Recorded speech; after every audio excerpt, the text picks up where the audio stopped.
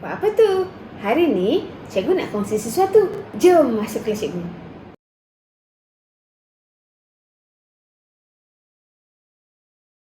Okey, so hari ini kita sambung kepada topik ekonomi, keusahawanan dan pengurusan keuangan. Masya Allah, cikgu suka sangat tajuk ni sebab dia macam tentang kita, kenapa kita kena berniaga, kenapa kita kena tahu kepentingan jual beli dan sebagainya, kenapa kita kena bekerja. Inilah topiknya, okey? Ekonomi, keusahawanan dan pengurusan keuangan. Okey, pengurusan keuangan ni dia lebih kepada kenapa kita perlu menabung, perbelanjaan yang seimbang, kenapa kita perlu buat list dan sebagainya. Okey, tengok kat sini ya. Sebelum tu, cikgu nak tunjukkan kat sini, rajah di bawah menunjukkan kegiatan ekonomi masyarakat pedalaman. Tulis 5 ayat berdasarkan gambar tersebut. Okey. Masyarakat pedalaman. Okey, masyarakat pedalaman ni maksudnya ialah kawasan yang jauh daripada bandar. Okey, ada kampung, ada kawasan desa, ada Orang asli? Orang asli, yes. Ada kawasan orang asli, ada kawasan yang kita susah nak sampai. So itu ialah masyarakat pedalaman. Okey, so kegiatan ekonomi masyarakat perdagangan ni kita ada yang pertama perladangan. Okey, biasanya kalau dekat kampung kita tanam pokok apa? Perladangan ni pokok apa? Padi.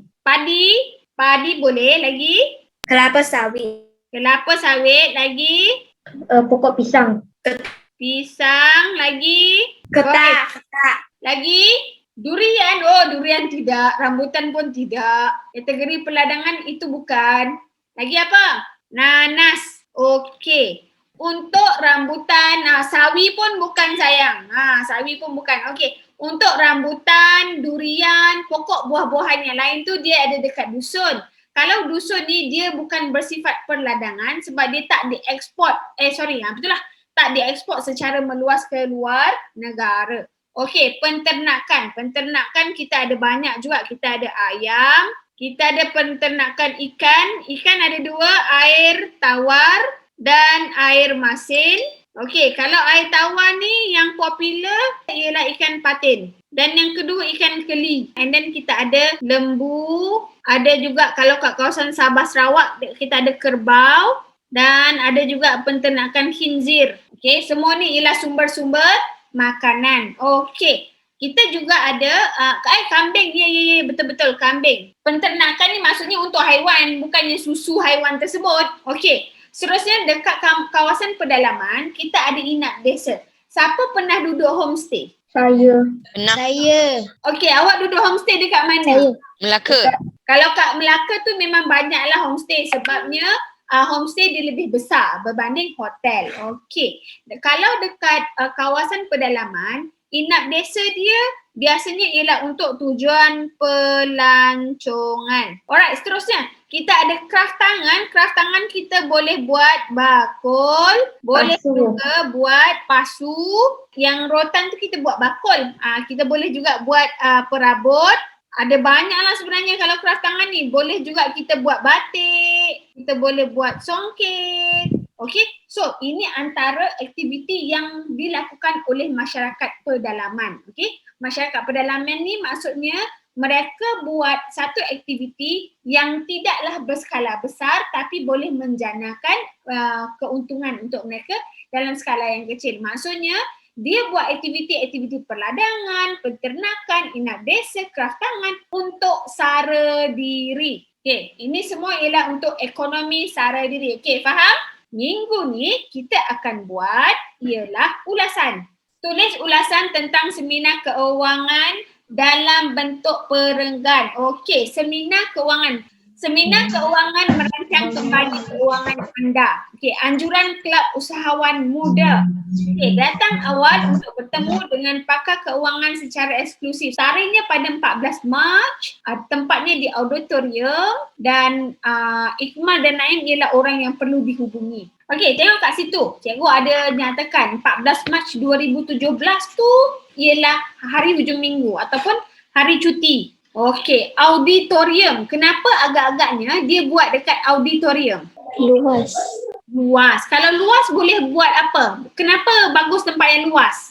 Jadi lebih banyak orang boleh masuk. Jadinya lebih ramai orang lebih masuk ataupun kalau auditorium ni kita panggil ialah kawasan lebih selesa dan luas. Auditorium tu macam mana? Auditorium dewan. Alright, seterusnya Tapi masuk. ada kerusi. Betul. Kemasukan percuma tidak dikenakan yuran. Apa bagusnya kalau tak kenakan yuran? Supaya Lagi-lagi? ramai orang datang. Supaya ramai orang datang lagi. Lagi kenapa bagusnya percuma? Dapat jimatkan wang. Okey, cabutan bertuah menanti anda. So maksudnya kalau ada cabutan bertuah, apa yang bagusnya? Dapat menarikkan ramai orang. Yes, menarik lebih ramai peserta. Sebab orang hunting for freebies. Okey, daftar segera kerana tempat terhad.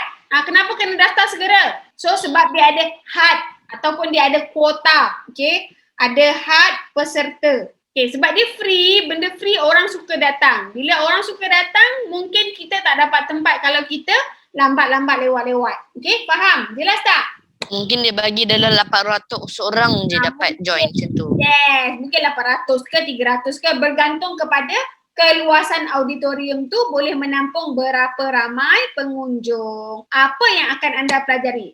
Yang pertama, struktur semula keuangan anda. Maksudnya apa? Maksudnya kita dapat cek balik, kita dapat semak keuangan. Tidak dibelenggu hutang. Bebas hutang, tidak berhutang, kurang hutang kita. Menjana aliran pendapatan tambahan. Jadinya kita berpeluang untuk tambah Pendapat. Pengalaman. Tambah pendapatan. Bukan pengalaman. Okey. Miliki rumah idaman anda, bijak berbelanja, pendapatan meningkat. Miliki rumah idaman tu cikgu rasa macam jauh sikit lah. Tapi kalau bijak berbelanja, pendapatan meningkat ni maksudnya kalau kita amalkan amalan jimat cermat, kita akan dapat simpan lebih banyak. Wang. Yes. Yang merah-merah tu semua ialah awak punya isi tersirat. Cikgu dah bantu untuk isi tersirat dekat dalam ni. Okey, sekarang ni yang awak kena buat yang ini. Ciri-ciri pengusaha. Tengok ya. Peta bulatan di bawah menunjukkan ciri-ciri pengusaha berwawasan. Apa itu pengusaha?